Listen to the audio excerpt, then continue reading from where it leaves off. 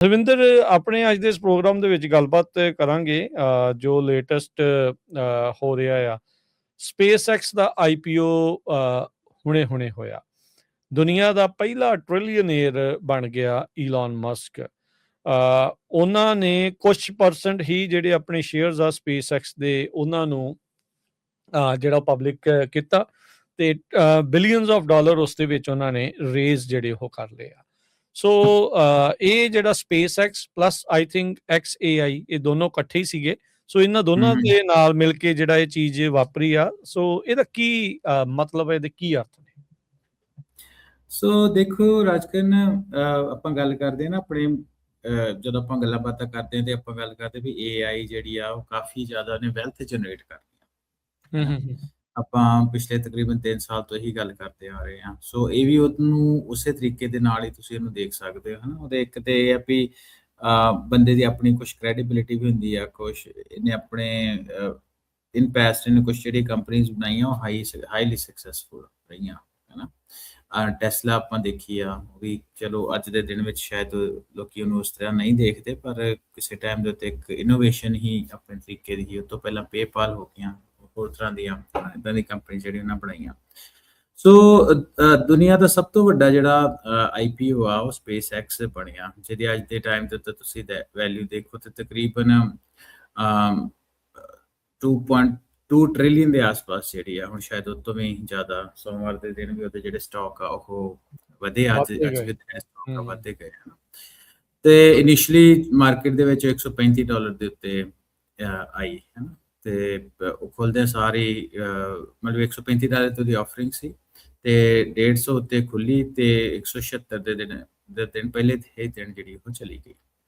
ਸੋ ਇਹਦੇ ਵਿੱਚ ਇਹਨੇ ਜਦੋਂ ਤੁਸੀਂ ਕਿਹਾ ਪਹਿਲਾ ਦੁਨੀਆ ਦਾ ਜਿਹੜਾ ਟ੍ਰਿਲੀਅਨੇਰ ਆ ਉਹ ਬਣਾਇਆ, ਇਹ ਤੋਂ ਇਲਾਵਾ ਉਹਨੇ ਬਹੁਤ ਹੀ ਲੋਕਾਂ ਨੂੰ ਬਿਲੀਅਨੇਰ ਵੀ ਰਾਤੋਂ ਰਾਤ ਬਣਾਇਆ, ਹਨਾ। ਤੇ ਮਿਲੀਅਨਸ ਦਾ ਤੇ ਮੈਨੂੰ ਲੱਗਦਾ ਕੋਈ ਅੰਤ ਹੀ ਨਹੀਂ ਆ। ਤੇ ਬੇਸਿਕਲੀ ਤੁਸੀਂ ਗੱਲ ਕਰਦੇ ਹੋ ਤਾਂ 42% ਜਿਹੜੀ ਓਨਰਸ਼ਿਪ ਆ ਉਹਨੇ ਤਕਰੀਬਨ ਆਪਣੇ ਕੋਲ ਰੱਖੀ, ਤੇ ਇਹਦਾ ਮਤਲਬ ਯੂਨੀਲੈਟਰਲ ਕੰਟਰੋਲ ਜਿਹੜਾ ਉਹ ਉਹਦੇ ਕੋਲ ਆ। ਤੇ ਉਹਦੇ ਵਿੱਚ ਤੁਸੀਂ ਇਹ ਦੇਖੋ ਕਿ ਆਪਾਂ, ਹਨਾ, ਹੁਣ ਵੈਲਥ ਜਨਰੇਸ਼ਨ ਦੀ ਗੱਲ ਕਰਦੇ ਹਾਂ। ਮੈਂ ਇਹਦੇ ਵਿੱਚ ਥੋੜੀ ਇੱਕ ਵਿਚਲੀ ਗੱਲ ਵੀ, ਜਿੱਦਾਂ ਮੈਂ ਰਿਸਰਚ ਕਰਦਾ ਸੀ ਮਾਰਕੀਟ ਦੇ ਵਿੱਚ, ਜਿਹੜੇ ਲੋਕ ਇਸ ਚੀਜ਼ ਦੇ ਵਿੱਚ ਪਹਿਲਾਂ ਆਏ, ਜਿਹੜੇ ਪ੍ਰਾਈਵੇਟਲੀ, ਹੈ ਨਾ, ਇਹ ਪਬਲਿਕਲੀ ਤੇ ਚਲੋ ਸ਼ੁੱਕਰਵਾਰ ਨੂੰ ਦੀ ਟ੍ਰੇਡਿੰਗ ਹੋਈ, ਪਰ ਪ੍ਰਾਈਵੇਟ ਇਨਵੈਸਟਮੈਂਟਸ ਇਹਦੇ 'ਚ ਬਹੁਤ ਰਹੀਆਂ। ਜਿਨ੍ਹਾਂ 2016-17 ਦੇ ਵਿੱਚ ਇਹਦੀ ਇਨਵੈਸਟਮੈਂਟ ਰਾਜਕਰਨ ਕੀਤੀ, ਤੇ ਮੇਰੇ ਇਹ ਸੁਣਨ ਦੇ ਵਿੱਚ ਆਇਆ ਕਿ ਉਹਨਾਂ ਨੇ ਸਿੰਗਲ ਡਿਜਿਟ ਤੱਕ ਦੇ ਜਿਹੜੇ ਸਟਾਕ ਆ ਉਹ ਲਏ। ਸਿੰਗਲ ਡਿਜਿਟ ਮਤਲਬ ਕਿ $5-10 ਤੱਕ ਦੇ ਵੀ ਉਹਨਾਂ ਜਿਹੜੇ ਸਟਾਕ ਲਏ। ਤੁਸੀਂ ਇਹ ਦੇਖੋ ਵੀ ਕੋਈ ਵੀ ਬਿਜ਼ਨਸ ਜਿਹੜਾ ਹੈਗਾ, ਇਹ ਜਿਹੜੇ ਸਿਲੀਕਨ ਵੈਲੀ ਦੇ ਵਿੱਚ ਇਹ ਪੈਸਾ ਜਿਹੜਾ ਕਿੱਦਾਂ ਬਣਦਾ, ਲੋਕਾਂ ਨੂੰ ਪਤਾ what is next coming next based on data ਜੋ ਵੀ ਲੋਕਾਂ ਦੇ ਕੋਲ। ਤੇ ਉਹਨਾਂ ਨੇ ਟਾਈਮ ਦੇ ਨਾਲ ਪਬਲਿਕਲੀ ਟ੍ਰੇਡਿੰਗ ਤੋਂ ਪਹਿਲਾਂ ਉਹ ਇਸਨੂੰ ਪ੍ਰਾਈਵੇਟਲੀ ਇਹਦੇ ਵਿੱਚ ਇਨਵੈਸਟ ਕਰ ਸਕੇ ਟਾਈਮ ਤੋਂ ਪਹਿਲਾਂ, ਤੇ ਅੱਜ ਦੇ ਦਿਨ ਉਹਨਾਂ ਦੇ ਜਿਹੜੇ ਪੈਸੇ ਆ ਇਹ ਆਲਮੋਸਟ 100 ਦੇ ਕਰੀਬ, ਸੌਰੀ 50x ਦੇ ਕਰੀਬ ਜਿਹੜੇ ਉਹ ਸੁੱਟ ਦੇ ਵਿੱਚ ਆਇਆ ਵੀ ਲੋਕਾਂ ਨੇ ਵੈਲਥ ਜਨਰੇਟ ਕੀਤੀ। ਸੋ ਕਹਿਣ ਦਾ ਮਤਲਬ ਅੱਜ ਦੇ ਟਾਈਮ ਦੇ ਵਿੱਚ ਮੈਂ ਇਹਦੇ ਵਿੱਚ ਇੱਕ ਹਾਸੇ ਵਾਲੀ ਗੱਲ ਦੇਖਦਾ ਸੀ ਵੀ ਲੋਕ ਇਹ ਕਹਿੰਦੇ ਵੀ AI ਕਿਸੇ ਚੀਜ਼ ਦੇ ਨਾਲ ਵੀ ਨਾ ਉਹਦਾ ਲਾ ਦੋ ਤੇ ਉਹਦਾ ਜਿਹੜਾ ਜਿਹੜੀ ਬਹੁਤ ਵੱਧ ਜਾਂਦੀ। ਮੈਂ ਇਹਦੇ ਵਿੱਚ ਹੋਰ ਇੱਕ ਮਿਸਾਲ ਦਿੰਦਾ, ਤੁਸੀਂ ਦੇਖੋ ਸੈਂਡਿਸਕ, ਹੈ ਨਾ। ਪਹਿਲਾਂ ਤਾਂ NVIDIA ਦੇ ਆਪਾਂ ਬਾਰ-ਬਾਰ ਐਗਜ਼ਾਮਪਲ ਲੈਂਦੇ ਵੀ NVIDIA ਦੇ ਜਿਹੜੇ ਪ੍ਰੋਸੈਸਰ ਸੀ, ਸੌਰੀ ਜਿਹੜੇ GPU ਸੀ ਪ੍ਰੋਸੈਸਰ, ਤਾਂ ਉਹਦੇ ਕਰਕੇ NVIDIA ਦੀ ਜਿਹੜੀ ਵੈਲਿਊ ਬਹੁਤ ਵਧੀ, ਹੈ ਨਾ। ਕੰਪਿਊਟਰ ਤੋਂ ਬਾਅਦ ਫਿਰ ਜਿਹੜਾ ਅਗਲਾ ਲੋਕਾਂ ਦਾ ਧਿਆਨ ਹੋ ਗਿਆ ਵੀ ਕੰਪਿਊਟਰ ਤੋਂ ਬਾਅਦ ਅਗਲੀ ਚੀਜ਼ AI ਦੇ ਵਿੱਚ ਕਿਹੜੀ ਚਾਹੀਦੀ ਆ, ਤੇ ਉਹ ਚਾਹੀਦੀ ਹੁੰਦੀ ਮੈਮਰੀ ਸਟੋਰੇਜ। ਤੇ ਉਹਦੇ ਵਿੱਚ ਮੈਂ ਖਾਸ ਤੌਰ ਤੇ ਕੁਛ ਜਿਹੜੇ ਨਾਮ ਆ, 2 ਨਾਮ ਮੈਂ ਖਾਸ ਤੌਰ ਦੇ ਉੱਤੇ ਲੈਣਾ। ਪਹਿਲਾ ਨਾਂ ਤੇ ਆਪਾਂ ਲੈਂਦੇ ਆ ਸੈਂਡਿਸਕ ਦਾ। ਸੈਂਡਿਸਕ ਦਾ ਸਟਾਕ ਰਾਜਕਰਨ ਤਕਰੀਬਨ ਅੱਜ ਤੋਂ ਸਵਾ ਸਾਲ ਪਹਿਲਾਂ $30 ਦਾ ਸੀ, ਤੇ ਅੱਜ ਦੇ ਦਿਨ ਉਹ ਜਿਹੜਾ ਸਟਾਕ ਆ $2000।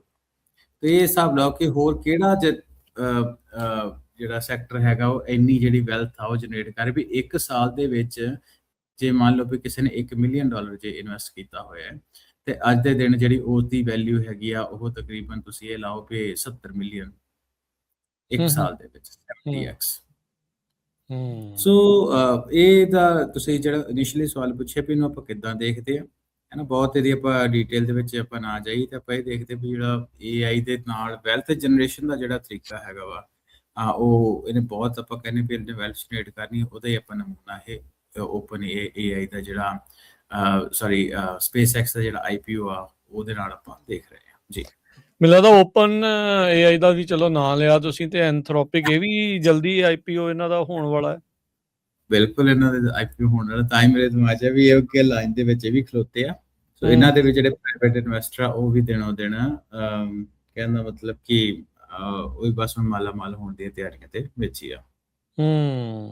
ਯਾ ਸੋ SpaceX ਦੇ ਕੋਲ ਕੁਛ ਕਾਫੀ ਜ਼ਿਆਦਾ ਇਹਨੂੰ ਲੈ ਕੇ ਨਾ ਕੰਟਰੋਵਰਸੀ ਤੇ ਸਵਾਲ ਵੀ ਜਿਹੜੇ ਉਹ ਚੱਲ ਰਹੇ ਆ। ਟਵਿੱਟਰ ਨੂੰ ਕਿੱਦਾਂ ਬਾਏ ਕੀਤਾ ਇਹਨੇ, ਉਹਦੇ ਵਿੱਚ SpaceX ਵਾਲੇ ਸ਼ੇਅਰ, ਫਿਰ ਇੱਧਰ ਨੂੰ, ਫਿਰ ਹੁਣ IPO ਹੋਇਆ। ਇਹਦੇ ਕੋਲ ਅਸਲ 'ਚ ਕਿੰਨੇ ਕੁ ਪ੍ਰੋਜੈਕਟ ਆ?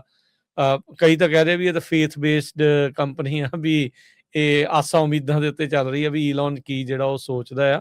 ਸੋ ਉਹ ਸਾਰੀਆਂ ਚੀਜ਼ਾਂ ਨੂੰ ਲੈ ਕੇ ਜਿਹੜਾ ਉਹ ਚੱਲ ਰਿਹਾ, ਬਟ ਰਿਐਲਿਟੀ ਇਜ਼ ਵੀ ਇਹ ਟ੍ਰਿਲੀਅਨ ਆਪ ਬਣ ਗਿਆ, ਤੇ ਟ੍ਰਿਲੀਅਨ ਡਾਲਰਸ ਦੀ ਵੈਲਿਊਏਸ਼ਨ ਵਾਲੀ ਵੈਲਿਊ ਵਾਲੀ ਜਿਹੜੀ ਕੰਪਨੀ ਆ ਉਹ SpaceX ਇਸ ਟਾਈਮ ਬਣ ਚੁੱਕੀ ਹੈਗੀ ਆ। ਸੋ ਇਹ ਜਿਹੜੀ ਸਿਚੁਏਸ਼ਨ ਆ ਉਹ ਇਸ ਟਾਈਮ ਸਾਹਮਣੇ ਆ।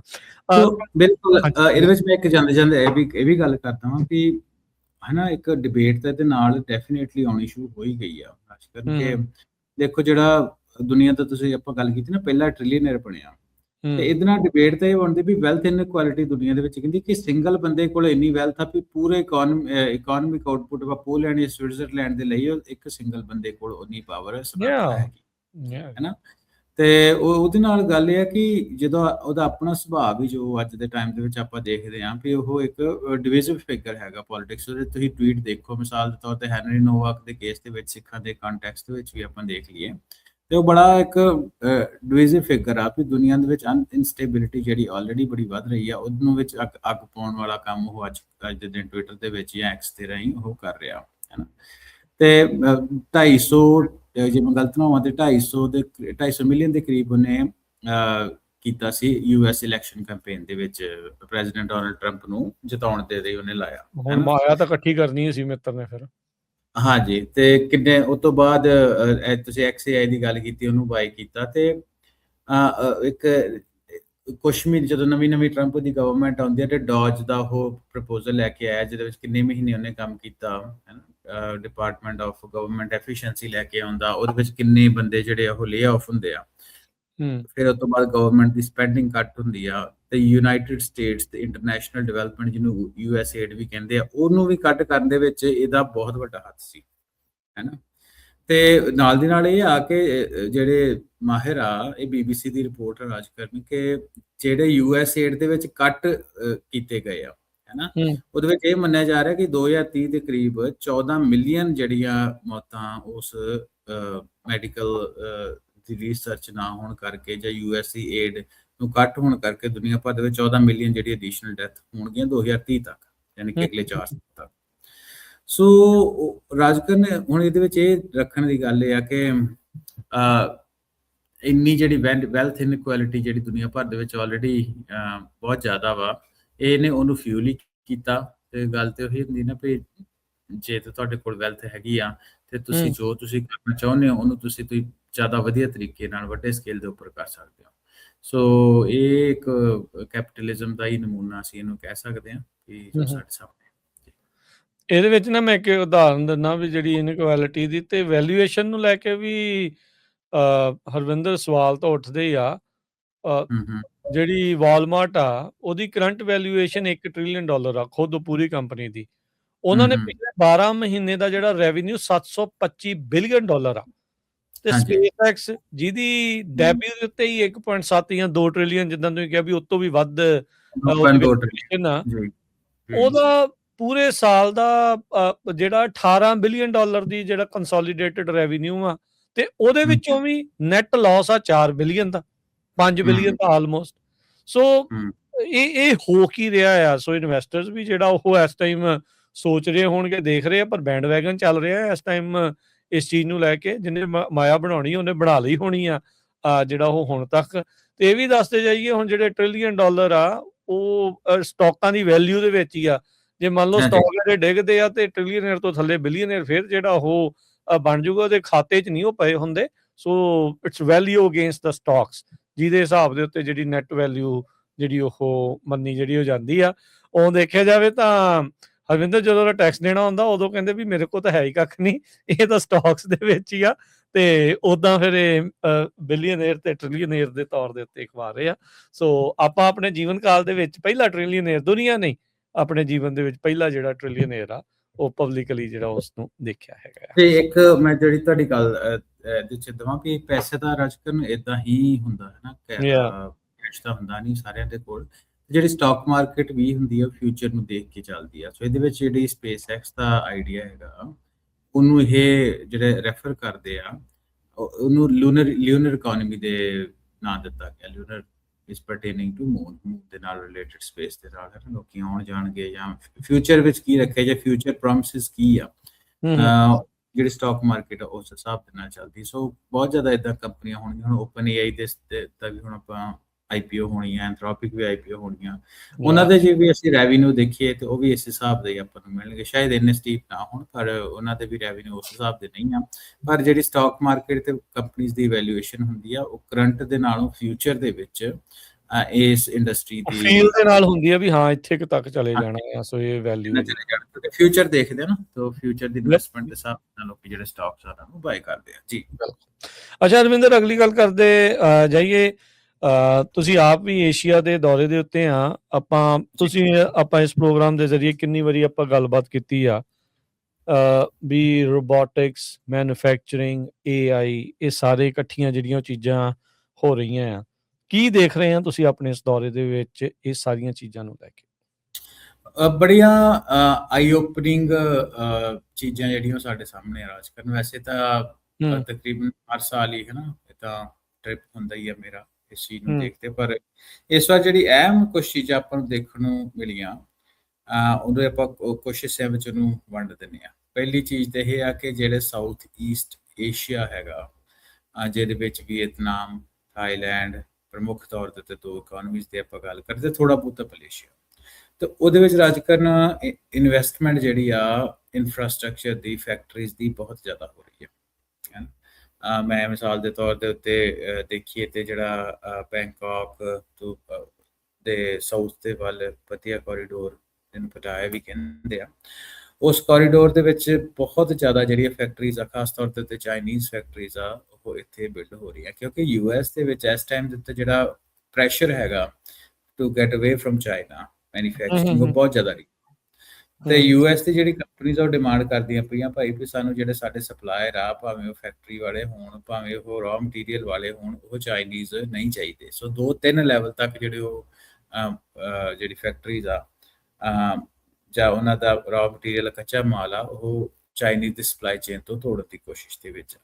ਸੋ ਉਹਦੇ ਵਿੱਚ ਮਾਲ ਜੇ ਚਾਈਨਾ ਤੋਂ ਨਹੀਂ ਆ ਤਾਂ ਸੋ ਉਹਦੇ ਕਾਰਨ ਹੁੰਦਾ ਵੀ ਲੋਕਲੀ ਸੋਰਸ ਹੋਣ, ਕੋਈ ਵੀ ਹੋਰ ਕੰਟਰੀ ਦਾ ਹੋ ਜਾਏ। ਓਕੇ, ਵੀ ਉਹਨਾਂ ਦਾ ਨਹੀਂ ਲੈਣਾ, ਹੋਰ ਜਿੱਥੋਂ ਮਰਜ਼ੀ ਲੈ ਲਈਏ। ਹਾਂਜੀ, ਤਾਂ ਗੱਲ ਤੁਸੀਂ ਹੁਣ ਆਪਾਂ ਗੱਲ ਕੀਤੀ ਨਾ ਬਿਜ਼ਨਸ ਵਾਲੇ, ਜਦੋਂ ਜਿੱਦਾਂ ਲੋਕਾਂ ਨੇ ਬਿਜ਼ਨਸ ਕਰਨਾ ਹੁੰਦਾ, ਕੁੰਡੀ ਇੱਧਰੋਂ ਤੇ ਕੰਨ ਦੂਸਰੇ ਪਾਸੋਂ ਫੜ ਲੈਂਦੇ ਆ। ਸੋ ਬਹੁਤ ਜ਼ਿਆਦਾ ਜਿਹੜੀ ਆ, ਮੈਂ ਲੋਕਲ ਬਿਜ਼ਨਸਮੈਨ ਦੇ ਨਾਲ ਗੱਲ ਕਰਦਾ ਸੀ ਤੇ ਉਹ ਕਹਿੰਦੇ ਬਹੁਤ ਜ਼ਿਆਦਾ ਜਿਹੜੀ ਇੱਥੇ ਕੰਪਨੀਜ਼, ਚਾਈਨੀਜ਼ ਕੰਪਨੀਜ਼ ਹੀ ਆ। ਮਿਸਾਲ ਦੇ ਤੌਰ ਦੇ ਉੱਤੇ ਮੰਨ ਲਓ ਵੀ ਚੱਲੀ ਆ ਇੱਕ ਹਿਸਾਬ ਦੇ ਨਾਲ ਉੱਤੇ।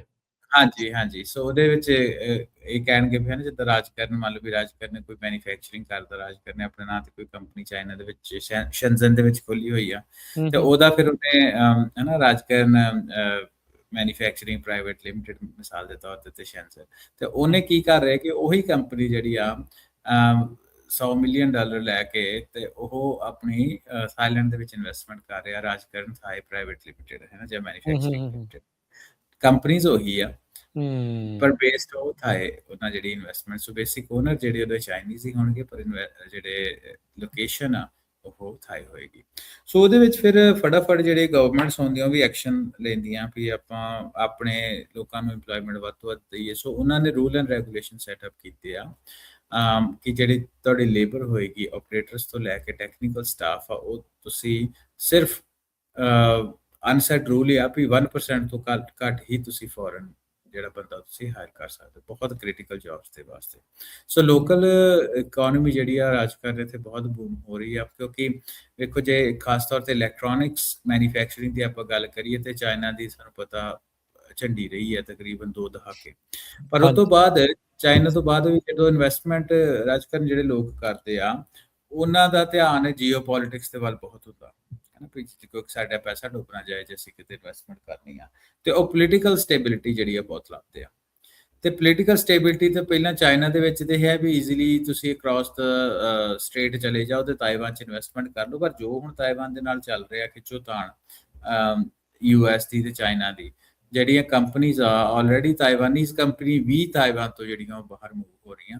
ਤੇ ਜੇ ਅਸੀਂ ਦੇਖਿਆ ਜਾਏ ਤੇ ਥਾਈਲੈਂਡ, ਵੀਅਤਨਾਮ ਤੇ ਥੋੜਾ ਬਹੁਤਾ ਮਲੇਸ਼ੀਆ ਦੇ ਵਿੱਚ ਉਹਨਾਂ ਨੂੰ ਜਿਹੜੀ ਪੋਲੀਟੀਕਲ ਸਟੇਬਿਲਿਟੀ ਉਹ ਲੱਭਦੀ ਆ। ਸੋ ਇਸ ਕਰਕੇ ਬਹੁਤ ਜ਼ਿਆਦਾ ਜਿਹੜੀ ਇਨਵੈਸਟਮੈਂਟ ਆ ਇਹਨਾਂ ਮੁਲਕਾਂ ਦੇ ਵਿੱਚ ਹੋ ਰਹੀ ਆ। ਇਹ ਇੱਥੇ ਬਾਰ-ਬਾਰ ਹੈ ਨਾ ਆਪਾਂ ਗੱਲ ਕਰਦੇ ਇੰਡੀਆ ਦੀ, ਤੇ ਇੰਡੀਆ ਰਾਜਕਰਨ ਜੇ ਸੋਚ ਰਹੇ ਸੀ ਵੀ ਚਾਈਨਾ ਤੋਂ ਬਾਅਦ ਇੰਡੀਆ ਦੇ ਵਿੱਚ ਇਨਵੈਸਟਮੈਂਟ ਬਹੁਤ ਜ਼ਿਆਦਾ ਹੋਏਗੀ, ਉਹ ਜਿਹੜੀ ਚੀਜ਼ਾਂ ਆਪਾਂ ਨੂੰ ਦੇਖਣ ਨੂੰ ਨਹੀਂ ਮਿਲਦੀ, ਉਹਦਾ ਸਾਨੂੰ ਕਾਰਨ ਪਤਾ ਹੀ ਆ। ਮੋਟੇ ਤੌਰ ਦੇ ਉੱਤੇ ਰੈਡ ਟੇਪ ਬਹੁਤ ਜ਼ਿਆਦਾ ਵਾ, ਤੇ ਜਿਹੜੀ ਕੰਟਰੀਜ਼ ਦੀ ਪਾਲਿਸੀਜ਼ ਹੈਗੀਆਂ ਵਾ ਉਹ ਕਾਗਜ਼ਾਂ ਉੱਤੇ ਹੀ ਆ। ਜੇ ਪ੍ਰੈਕਟੀਕਲੀ ਕਿਸੇ ਨੇ ਕੋਈ ਉੱਥੇ ਇਨਵੈਸਟਮੈਂਟ ਕਰਨੀ ਹੋਏ, ਕੰਪਨੀ ਬਣਾਉਣੀ ਹੋਏ, ਤੇ ਉਹ ਕਿਹੜੇ ਉਹਨਾਂ ਨੂੰ ਪ੍ਰੋਸੈਸ ਦੇ ਥਰੂ ਜਾਣਾ ਪੈਂਦਾ, ਉਹ ਆਈ ਥਿੰਕ ਆਪਾਂ ਲੋਕਾਂ ਨੂੰ ਤੋਂ ਵੱਧ ਕਿਸੇ ਨੂੰ ਨਹੀਂ ਉਸ ਤਰੀਕੇ ਦਾ ਪਤਾ। ਆਪਾਂ ਭਲੀ ਭਾਂਤੀ ਜਾਣਦੇ ਹਾਂ ਕਿ ਕਰਪਸ਼ਨ ਦਾ ਬੋਲਬਾਲਾ ਜਿਹੜਾ ਬਹੁਤ ਜ਼ਿਆਦਾ ਉਹ, ਪਰ ਇਹਨਾਂ ਕੰਟਰੀਜ਼ ਦੇ ਵਿੱਚ ਜਿਹੜੇ ਰੂਲਸ ਟੂ ਡੂ ਬਿਜ਼ਨਸ ਆ ਉਹ ਬਹੁਤ ਹੀ ਜ਼ਿਆਦਾ ਸਟੇਟ ਫਾਰਵਰਡ ਆ। ਸਪੈਸ਼ਲ ਇਕਨੋਮਿਕ ਜ਼ੋਨਸ ਜਿਹੜੇ ਆ ਉਹ ਟੈਕਨੋਲੋਜੀ ਪਾਰਕਸ ਦੇ ਵਿੱਚ ਬਣੇ ਹੋਏ ਆ, ਜਿੱਥੇ ਬਹੁਤ ਜ਼ਿਆਦਾ ਤੁਹਾਡੀ ਰੈਡ ਟੇਪ ਆ ਉਹ ਬਾਈਪਾਸ ਜਿਹੜੀ ਹੋ ਜਾਂਦੀ ਆ। ਸੋ ਪਹਿਲੀ ਚੀਜ਼ ਤਾਂ ਏਸ਼ੀਆ ਟ੍ਰਿਪ ਦੇ ਵਿੱਚ ਹਾਈਲਾਈਟ ਇਹ ਦੇਖੀ ਕਿ ਜਿਹੜੇ pressure to getting out of China is real, ਤੇ ਉਹਦੇ ਕਰਕੇ ਥਾਈਲੈਂਡ, ਵੀਅਤਨਾਮ ਤੇ ਮਲੇਸ਼ੀਆ ਦੇ ਵਿੱਚ ਜਿਹੜਾ ਚਾਈਨੀਜ਼ ਇਨਵੈਸਟਮੈਂਟ ਜਿਹੜੀ ਆ ਬਹੁਤ ਵੱਧ ਰਹੀ ਆ। ਤੇ ਇੱਥੇ ਜਿਹੜਾ ਬੂਮ ਆ ਉਹ ਦੇਖਣ ਨੂੰ ਮਿਲ ਰਿਹਾ, ਜਬ ਲੋਕਾਂ ਦਾ ਲਿਵਿੰਗ ਸਟੈਂਡਰਡ ਜਿਹੜਾ ਬਹੁਤ ਤੇਜ਼ੀ ਦੇ ਨਾਲ ਬਦਲ ਰਿਹਾ। ਨੰਬਰ 1।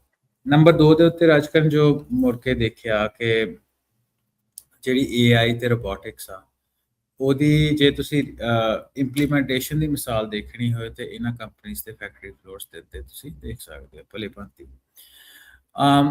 ਉਹਦੇ ਵਿੱਚ ਕੱਲਾ QA ਪ੍ਰੋਸੈਸਿਸ ਹੀ ਨਹੀਂ, ਕੱਲੀ ਜਿਹੜੀ ਮੈਨੂਫੈਕਚਰਿੰਗ ਤੇ ਪ੍ਰੀਸੀਜਨ ਮੈਨੂਫੈਕਚਰਿੰਗ ਜਿਹਨੂੰ ਆਪਾਂ ਕਹਿ ਸਕਦੇ ਹਾਂ, ਡਜ਼ਨਟ ਮੈਟਰ ਉਹ PCBA ਲੈਵਲ ਦੀ ਮੈਨੂਫੈਕਚਰਿੰਗ ਹੋਵੇ ਜਾਂ ਉਹ ਮੋਟੇ ਤੌਰ ਦੇ ਉੱਤੇ ਵੱਡੀ ਜਿਹੜੀ ਆਇਰਨ ਜਾਂ ਆਇਰਨ ਦੇ ਪ੍ਰੋਡਕਟਸ ਹੋ ਗਏ ਜਿਹੜੇ ਜਿਹਨੂੰ ਹੈਵੀ ਇੰਡਸਟਰੀ, ਮੈਟਲ ਇੰਡਸਟਰੀ ਕਹਿ ਦਿੰਦੇ ਆ, ਭਾਵੇਂ ਉਹਦਾ ਕੰਮ ਹੋਏ, ਉਹਦੇ ਵਿੱਚ AI ਤੇ ਰੋਬੋਟਿਕਸ ਨੂੰ ਵੱਡੇ ਪੱਧਰ ਦੇ ਉੱਤੇ ਵਰਤਿਆ ਜਾ ਰਿਹਾ। ਕਾਗਜ਼ੀ ਗੱਲਾਂ ਨਹੀਂ ਆ ਕਿ ਵਰਤਿਆ ਜਾਊਗਾ ਜਾਂ ਫਿਊਚਰ 'ਚ ਵਰਤਿਆ ਜਾਊਗਾ, ਫਿਊਚਰ ਦੀ ਗੱਲਾਂ ਵੀ ਨਹੀਂ ਆ ਤੇ ਕਨਸੈਪਚੁਅਲ ਗੱਲਾਂ ਨਹੀਂ ਆ। ਮੈਂ ਤੇ ਫਲੋਰ ਦੇ ਉੱਤੇ ਆਪਣੀ ਅੱਖਾਂ ਦੇ ਨਾਲ ਇਹ ਚੀਜ਼ਾਂ ਨੂੰ ਦੇਖਿਆ।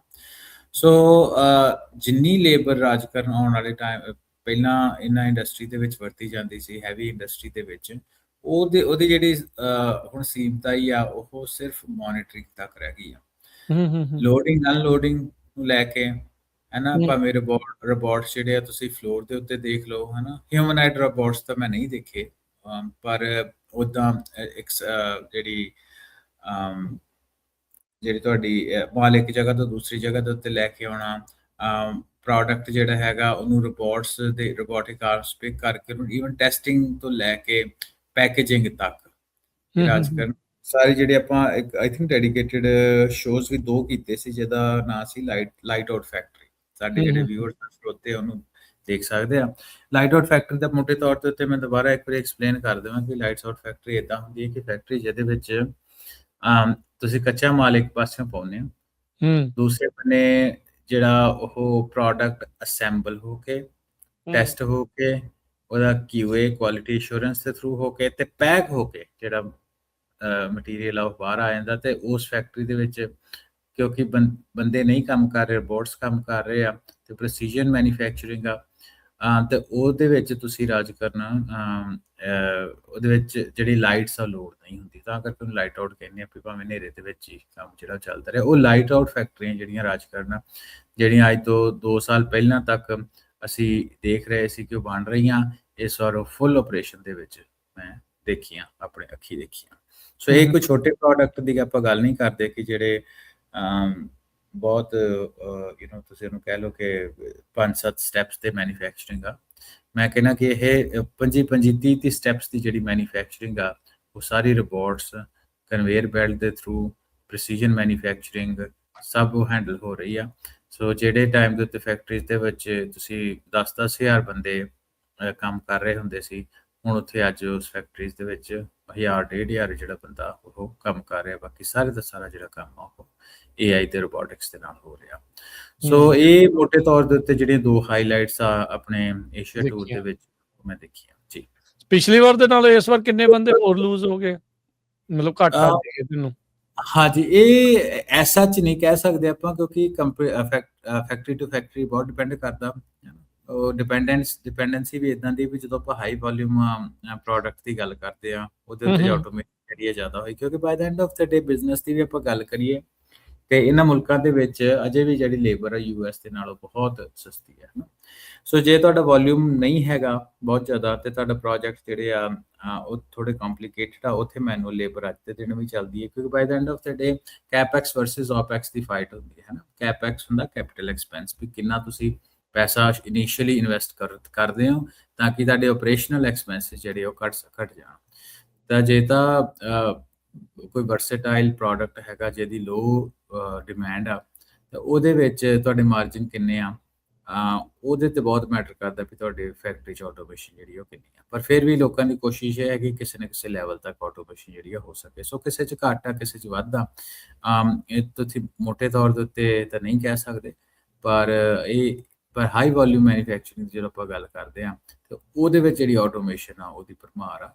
ਸੋ ਕਹਿਣ ਦਾ ਮਤਲਬ, ਜੇ ਮੈਂ ਮੋਟੇ ਤੌਰ ਦੇ ਉੱਤੇ ਜਿੱਦਾਂ ਮੈਂ ਤੁਹਾਨੂੰ ਪਹਿਲਾਂ ਐਗਜ਼ਾਮਪਲ ਦੱਸੀ ਆ ਕਿ ਹਾਈ ਵੋਲਿਊਮ ਮੈਨੂਫੈਕਚਰਿੰਗ ਦੇ ਵਿੱਚ ਆਲਮੋਸਟ ਹੁਣ ਜਿਹੜਾ 80 ਤੋਂ 90% ਦੀ ਕੰਮ ਆ ਜਿਹੜਾ ਉਹ ਆਟੋਮੇਟਿਡ ਹੈ। ਪਰ ਜੇ ਲੋ ਵੋਲਿਊਮ ਪ੍ਰੋਡਕਟਸ ਦੀ ਆਪਾਂ ਗੱਲ ਕਰਦੇ ਆ ਉਹਦੇ ਵਿੱਚ ਜਿਹੜੀ ਆਟੋਮੇਸ਼ਨ ਆ ਉਹ ਕੰਪੈਰੀਟਿਵਲੀ ਘੱਟ ਹੈ। ਉਹਦੇ ਇਟ ਆਲ ਡਿਪੈਂਡਸ ਵੀ ਤੁਹਾਡਾ ਬਜਟਸ ਤੇ ਪ੍ਰੋਡਕਟ ਟਾਈਪ ਕੀ ਆ।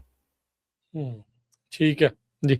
ਅੱਛਾ ਹਰਵਿੰਦਰ, ਆਪਾਂ ਇੱਥੇ ਇੱਕ ਬ੍ਰੇਕ ਲੈ ਲੈਂਦੇ ਹਾਂ, ਬ੍ਰੇਕ ਤੋਂ ਬਾਅਦ 'ਚ ਮੁੜਦੇ ਹਾਂ ਵਾਪਸ। ਪ੍ਰੋਗਰਾਮ ਜਿਹੜਾ ਆ ਪੰਜਾਬੀ ਟੈਕ ਟਾਕ ਇੱਦਾਂ ਹੀ ਜਾਰੀ ਰਹੇਗਾ। ਮਿਲਦੇ ਹਾਂ ਸਾਰੇ ਹੀ ਸਰੋਤਿਆਂ ਤੇ ਦਰਸ਼ਕਾਂ ਨੂੰ ਇੱਕ ਬ੍ਰੇਕ ਤੋਂ ਬਾਅਦ 'ਚ ਜੀ। ਟਾਕ ਲੈ ਕੇ ਹਾਜ਼ਰ ਹਾਂ ਮੈਂ ਰਾਜਕਰਮਵੀਰ ਸਿੰਘ, ਜੁੜੇ ਹੋਏ ਨੇ ਹਰਵਿੰਦਰ ਸਿੰਘ। ਹਰਵਿੰਦਰ ਜੀ, ਆਇਆਂ ਨੂੰ ਸਵਾਗਤ ਹੈ, ਸਤਿ ਸ਼੍ਰੀ ਅਕਾਲ। ਧੰਨਵਾਦ ਰਾਜਕਰਮਵੀਰ ਸਿੰਘ ਤੇ ਪੰਜਾਬੀ ਰੇਡੀਓ USA ਸੁਣਨ ਵਾਲੇ ਸਾਡੇ ਸਾਰੇ ਮਾਣ ਸਰੋਤੇ ਦਾ ਜੀ। ਫਿਰ ਤੋਂ ਨਿੱਘਾ ਜੀ ਆ ਕਹਿੰਦੇ ਆ ਛੋਟੀ ਜੀ ਬ੍ਰੇਕ ਤੋਂ ਬਾਅਦ ਜੀ। ਜੀ ਅੱਛਾ ਹਰਵਿੰਦਰ, ਗੂਗਲ ਜੀ ਰਾਜਕਰਨ, ਜਿਹੜਾ ਗੂਗਲ ਦਾ CEO ਆ ਪਿਚਾਈ, ਉਹ ਸਟੈਨਫੋਰਡ ਦੀ ਕਨਵੋਕੇਸ਼ਨ ਦੇ ਵਿੱਚ ਕੀਨੋਟ ਸਪੀਕਰ ਦੇ ਤੌਰ ਦੇ ਉੱਤੇ ਪਹੁੰਚਿਆ, ਪਰ ਦਰਜਨਾਂ ਹੀ ਜਿਹੜੇ ਸਟੂਡੈਂਟ ਆ ਵਾਕਆਊਟ ਕਰ ਗਏ ਇਸ ਦੇ ਵਿਰੋਧ ਦੇ ਵਿੱਚ, ਜਿੱਥੇ ਉਹਨਾਂ ਨੇ ਕਈਆਂ ਨੇ ਸਾਈਨ ਫੜੇ ਸੀ ਆਈਸ ਸਪਾਈਜ਼ ਵਿਦ ਗੂਗਲ AI। ਜਿੱਦਾਂ ਬੱਚੇ ਗੇਮ ਨਹੀਂ ਖੇਡਦੇ ਹੁੰਦੇ ਗੱਡੀ ਦੇ ਵਿੱਚ, I spy with my little eye this and that, ਹੈ ਨਾ, ਤੇ ਉਦਾਂ ਦਾ ਜਿਹੜਾ ਉਹਨਾਂ ਨੇ ਜਿਹੜੇ ਸਾਈਨ ਉਹ ਬਣਾ ਕੇ ਲਿਆਂਦੇ ਸੀਗੇ। ਸੋ ਗੂਗਲ ਦਾ US ਦੀ ਮਿਲਟਰੀ ਦੇ ਨਾਲ ਨੇੜਤਾ ਨੂੰ ਲੈ ਕੇ ਇੰਟਰਨਲ ਕਈ ਜਿਹੜੇ ਇਹਨਾਂ ਦੇ ਇੰਪਲੋਈ ਵੀ ਪਹਿਲਾਂ ਅਸਤੀਫਾ ਦੇ ਚੁੱਕੇ ਆ, ਉਹਦਾ ਵੀ ਰੌਲਾ ਰੱਪਾ ਪਿਆ। ਹੁਣ ਗ੍ਰੈਜੂਏਸ਼ਨ ਸੈਰੇਮਨੀ ਦੇ ਉੱਤੇ ਬੂ ਹੋਣਾ ਤੇ ਵਾਕਆਊਟ ਕਰਨਾ, ਇਹ ਕਿਵੇਂ ਜਿਹੜਾ ਇਸ ਨੂੰ ਜਿਹੜਾ ਦੇਖਿਆ ਜਾ ਰਿਹਾ? ਇਵੈਂਚੁਅਲੀ ਚਲੋ ਬਿਗ ਟੈਕ ਦੇ ਕੋਲ ਪਾਵਰ ਬਹੁਤ ਆ, ਉਹ ਸਾਰਾ ਕੁਝ ਆ, ਪਰ ਲੋਕ ਇਹਨਾਂ ਨੂੰ ਅਕਾਊਂਟੇਬਲ ਵੀ ਬਣਾਉਣ ਦੀ ਕੋਸ਼ਿਸ਼ ਕਰ ਰਹੇ। ਹਾਂਜੀ, ਸੋ ਜਦੋਂ ਸਟੈਨਫੋਰਡ ਵਰਗੇ ਆਲਾ ਇੰਸਟੀਟਿਊਸ਼ਨ ਦੀ ਰਾਜਕਰਨ ਗੱਲ ਕਰਦੇ ਹਾਂ, ਕਿਉਂਕਿ ਮੈਂ ਆਪ ਉੱਥੋਂ ਦਾ ਸਟੂਡੈਂਟ ਹਾਂ, ਇਹਦੇ ਵਿੱਚ ਇਹ ਚੀਜ਼ ਇਹ ਹੈ ਵੀ ਸਹਿਜੇ ਤੁਸੀਂ ਅੰਦਾਜ਼ਾ ਲਾ ਸਕਦੇ ਜੇ ਤੁਸੀਂ ਫਿਊਚਰ ਟੈਕਨੋਲੋਜੀ ਉੱਤੇ ਵਰਕ ਕਰਦੇ ਹੋ ਤੇ ਉਹਦੀ ਇੱਕ ਤਾਂ ਟੈਕਨੋਲੋਜੀ ਦੀ ਅੰਡਰਸਟੈਂਡਿੰਗ ਇਹਨਾਂ ਆਲਾ ਇੰਸਟੀਟਿਊਸ਼ਨਸ ਦੇ ਵਿੱਚ ਜ਼ਿਆਦਾ ਹੁੰਦੀ ਹੈ, ਕਿਉਂਕਿ ਇੱਕ ਬਹੁਤ ਵੱਡੇ ਲੈਵਲ ਦੀ ਜਿਹੜੀ ਰਿਸਰਚ ਹੈ ਨਾ ਯੂਨੀਵਰਸਿਟੀਜ਼ ਵਿੱਚ ਹੁੰਦੀ ਹੈ, ਤੇ ਉਹਦੇ ਵਿੱਚ ਤੁਸੀਂ ਫਿਊਚਰ ਵੀ ਦੇਖ ਸਕਦੇ ਹੋ ਕਿ ਫਿਊਚਰ ਵਿੱਚ ਇਹ ਕੀ ਕਰਨ ਦੇ ਸਮਰੱਥਾ, ਕੈਪੇਬਿਲਿਟੀ ਟੈਕਨੋਲੋਜੀ ਦੀ ਕੀ ਆ। ਤੇ AI ਦੀ ਆਪਾਂ ਗੱਲ ਕਰਦੇ ਹਾਂ ਤੇ ਬਾਰ-ਬਾਰ ਸਾਨੂੰ ਬਾਰ-ਬਾਰ ਗੱਲ ਕਰਦੇ ਹਾਂ, ਸਾਨੂੰ ਇਸ ਚੀਜ਼ ਦਾ ਪਤਾ ਹੀ ਆ।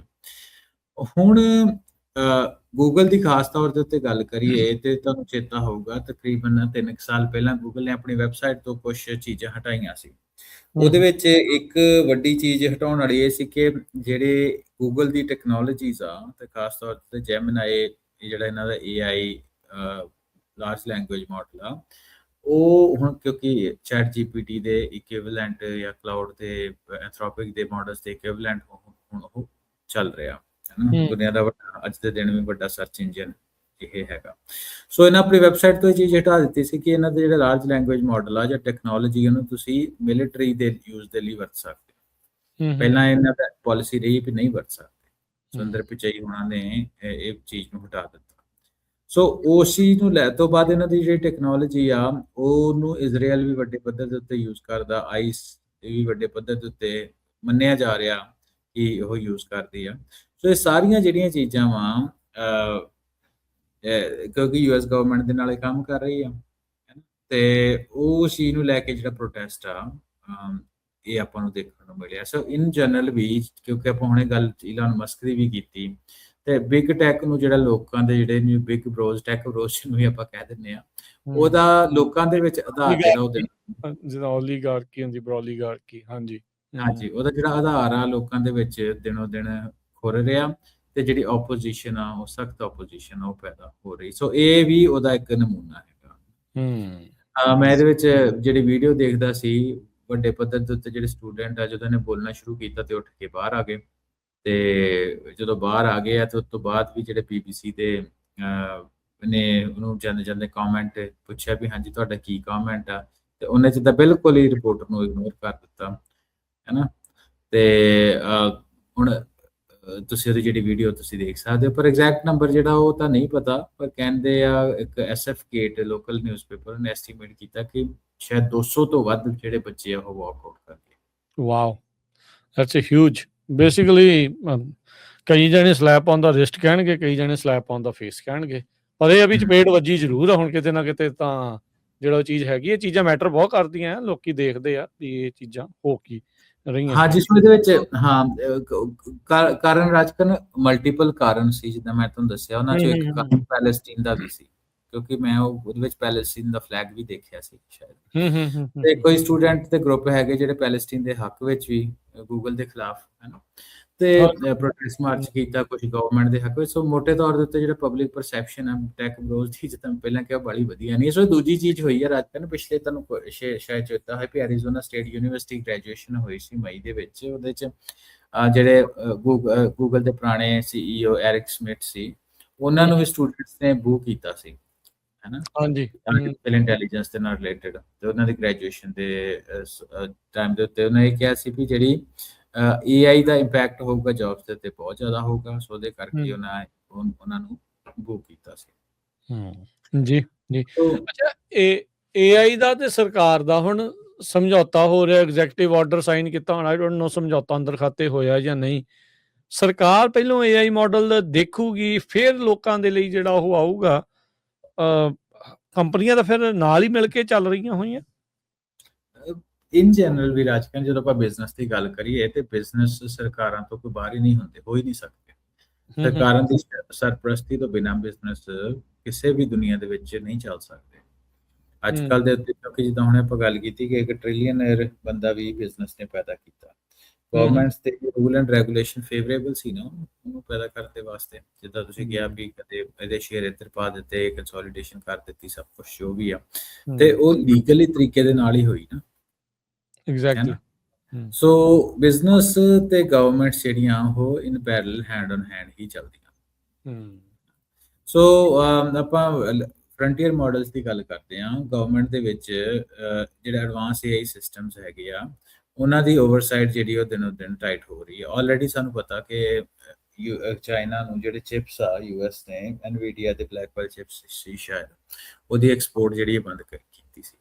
ਹੁਣ ਜਿਹੜੀ ਕਿਉਂਕਿ ਜਿਹੜੇ ਆਉਣ ਵਾਲੇ ਦਿਨਾਂ ਦੇ ਵਿੱਚ ਜਿਹੜੇ ਕੁਝ ਆਪਾਂ ਮਾਡਲਸ ਦੇਖਾਂਗੇ, ਇੱਕ ਆਪਾਂ ਮਾਈਥੋਸ ਟਾਈਪ ਦੀ ਗੱਲ ਕਰਦੇ ਹਾਂ, ਐਂਥਰੋਪਿਕ ਦੇ ਮਾਡਲ ਆ ਉਹਦੇ ਵਿੱਚ ਤੇ ਇੰਨੀ ਕਿ ਜ਼ਿਆਦਾ ਟਾਈਟਨਿੰਗ ਉਹਨਾਂ ਕਰ ਦਿੱਤੀ ਵੀ ਨਾਨ US ਸਿਟੀਜ਼ਨ ਉਹ ਮਾਡਲ ਨੂੰ ਯੂਜ਼ ਹੀ ਨਹੀਂ ਕਰ ਸਕਦਾ। ਇਹਦੇ ਕਰਕੇ ਉਹਨਾਂ ਨੇ ਸਾਰੇ ਹੀ ਬੰਦ ਕਰਤੇ ਸੀਗੇ। ਹਾਂਜੀ ਤੇ ਕੱਲਾ ਇੱਥੇ ਗੱਲ ਹੈ ਨਾ, ਕੱਲੀ ਉਸ ਮਾਡਲ ਦੀ ਆਪਾਂ ਗੱਲ ਹੀ ਨਹੀਂ ਕਰਦੇ ਹੁਣ। ਇਹ ਕਿਉਂਕਿ ਨੈਸ਼ਨਲ ਸਿਕਿਉਰਿਟੀ ਦਾ ਜਿਹੜਾ ਏਜੰਡਾ ਉਹ ਸਾਹਮਣੇ ਆ ਗਿਆ ਇਹਨੂੰ ਲੈ ਕੇ ਵੀ ਹੁਣ ਗੱਲ ਕੱਲੀ ਭਾਈ ਤੁਹਾਡੀ ਜਸਟ ਸੌਫਟਵੇਅਰ ਦੀ ਨਹੀਂ ਰਹੀ, ਹੁਣ ਇਹਦੇ ਨਾਲ ਨੈਸ਼ਨਲ ਸਿਕਿਉਰਿਟੀ ਜਿਹੜੀ ਆ ਉਹ ਇੰਪੈਕਟ ਹੋ ਰਹੀ ਆ। ਸੋ ਇਹ ਕੁਝ ਚੀਜ਼ਾਂ ਜਿਹੜੀਆਂ ਕਾਈਂਡ ਆਫ ਅਨਐਕਸਪੈਕਟਡ ਸੀ ਹੈ ਨਾ।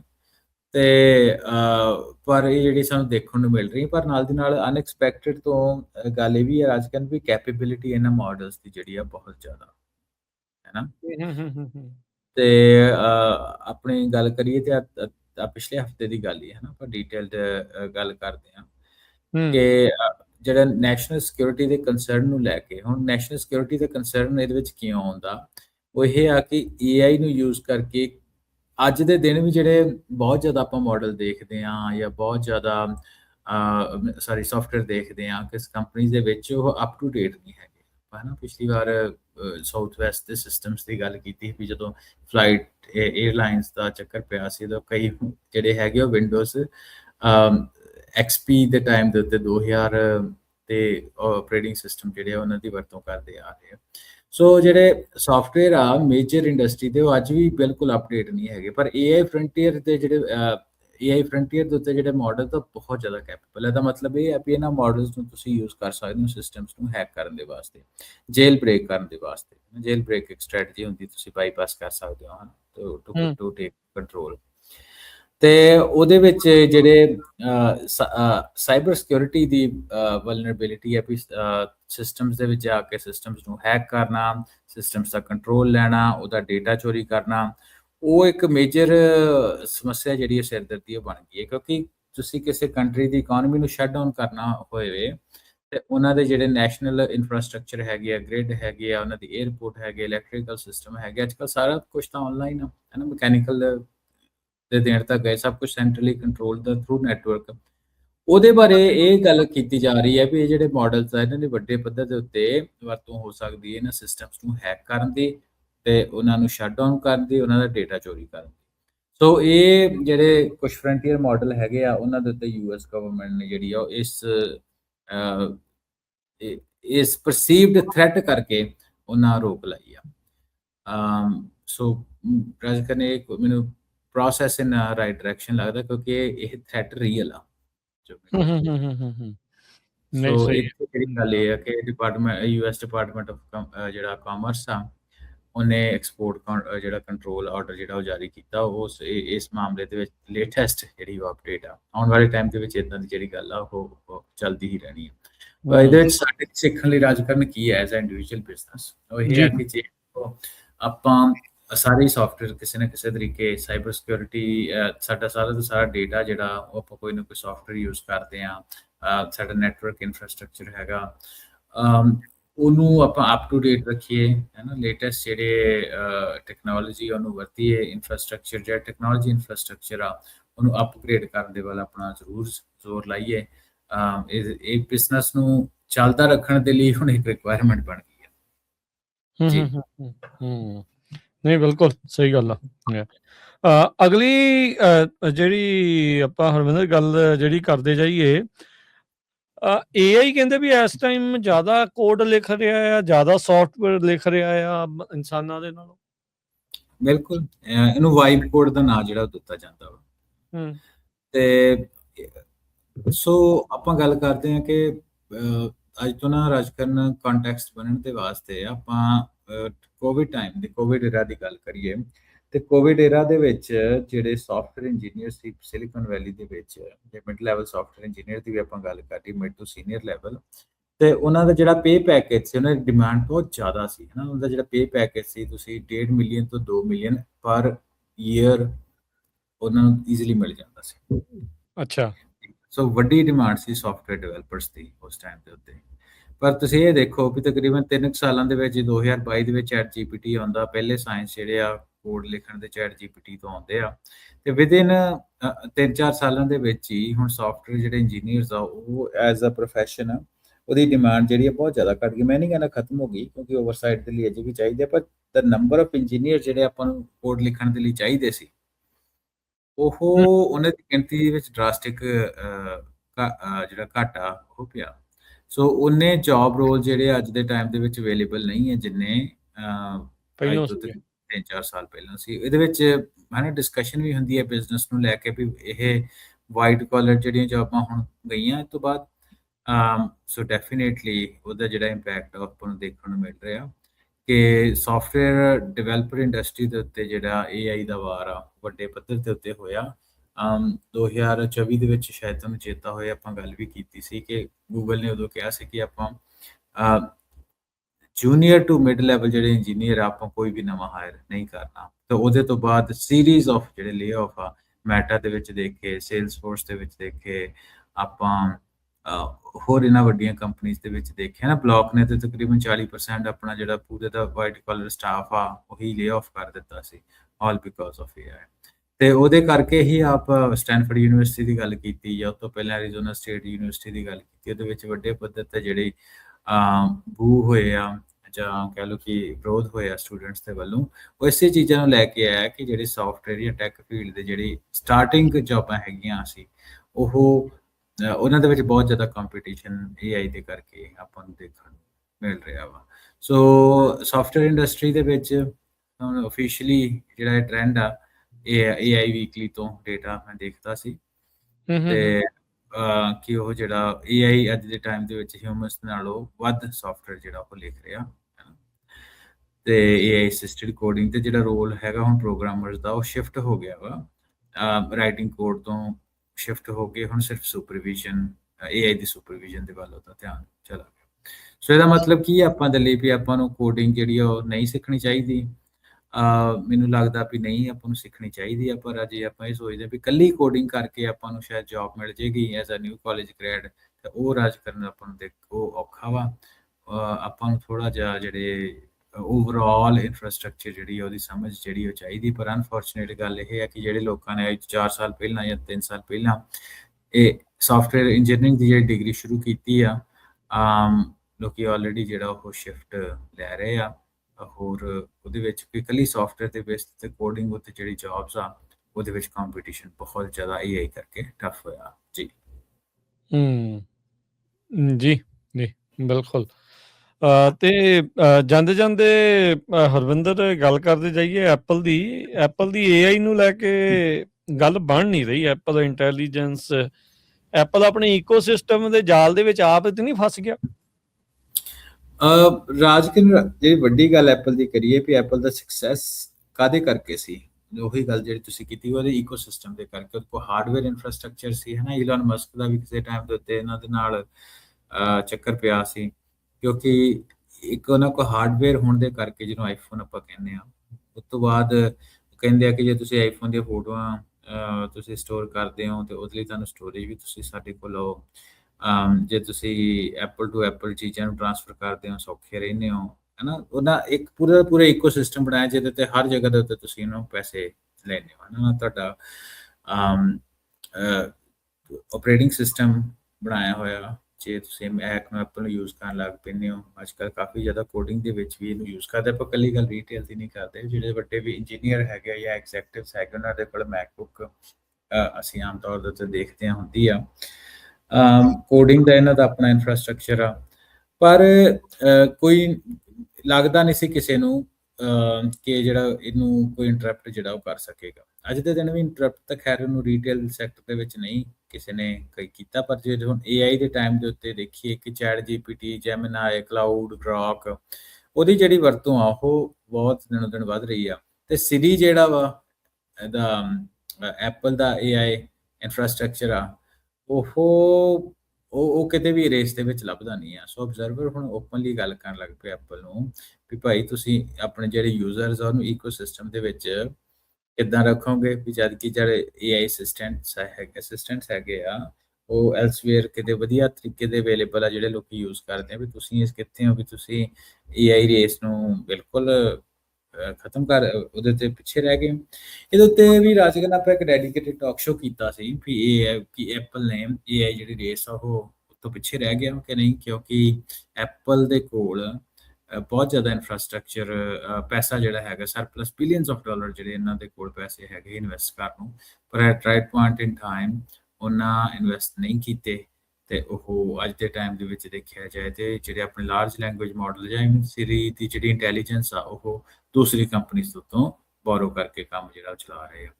ਇੰਟਰਨਲੀ ਉਹ ਕੀ ਕਰ ਰਹੇ ਆ, ਐਪਲ ਇਸ ਚੀਜ਼ ਤੇ ਬਹੁਤ ਬੜਾ ਮਸ਼ਹੂਰ ਆ ਕਿ ਉਹ ਜੋ ਵੀ ਕਰਦੇ ਆ ਕਹਿੰਦੇ ਪੰਜਾਬੀ ਦੇ ਵਿੱਚ ਵੀ ਬੁੱਕਲ ਦੇ ਵਿੱਚ ਹੀ ਗੁੜ ਦੀ ਰੋੜੀ ਭੰਨਦੇ ਆ, ਪਤਾ ਨਹੀਂ ਲੱਗਦਾ। ਜਦੋਂ ਬਾਹਰ ਗੱਲ ਆਉਂਦੀ ਆ ਨਹੀਂ ਪਤਾ।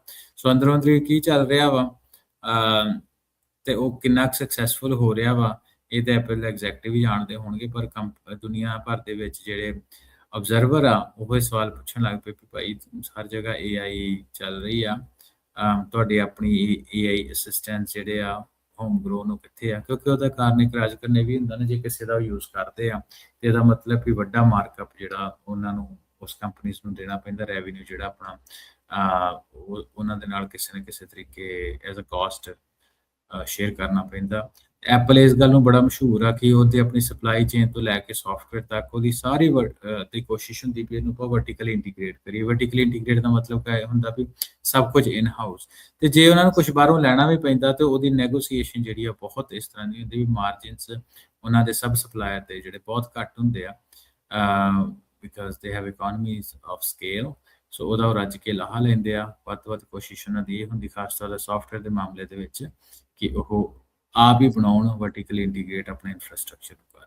ਪਰ AI ਦੇ ਮਸਲੇ ਦੇ ਵਿੱਚ ਸਿਰੀ ਜਿਹੜਾ ਉਹ ਅੱਜ ਦੇ ਦਿਨ ਦੇ ਵਿੱਚ ਤੇ ਮੈਨੂੰ ਲੱਗਦਾ ਰਾਜਕਰਨ AI ਦੀ ਰੇਸ ਨੂੰ ਲੂਜ਼ ਕਰ ਹੀ ਰਿਹਾ, ਜੋ ਆਪਾਂ ਨੂੰ ਉੱਪਰ ਨੂੰ ਦੇਖਦਾ ਹੈ ਨਾ। ਤੇ ਆਪਣੇ ਆਪ ਨੂੰ ਜੋ ਸਵਾਲ ਪੁੱਛੀਏ ਵੀ ਆਪਾਂ ਸਾਰੇ ਜਣੇ ਕੋਈ ਚੈਟ GPT ਵਰਤਦਾ, ਕੋਈ ਜੈਮਨਾਈ ਵਰਤਦਾ, ਕੋਈ ਕਲਾਊਡ ਵਰਤਦਾ, ਕੋਈ ਗ੍ਰੋਕ ਵਰਤਦਾ, ਜਦਕਿ ਆਲਮੋਸਟ ਲੋਕਾਂ ਦੇ ਕੋਈ ਮੈਜੋਰਿਟੀ ਦੁਨੀਆ ਦੇ ਵਿੱਚ ਆਈਫੋਨ ਹੈਗੇ ਆ, ਤੇ ਸਿਰੀ ਆਪਾਂ ਕਿੰਨਾ ਕੁ ਵਰਤਦੇ ਆ, ਇਹ ਤੋਂ ਤੁਸੀਂ ਸਹਿਜੇ ਅੰਦਾਜ਼ਾ ਜਿਹੜਾ ਉਹ ਲਾ ਸਕਦੇ। ਜੀ ਬਿਲਕੁਲ।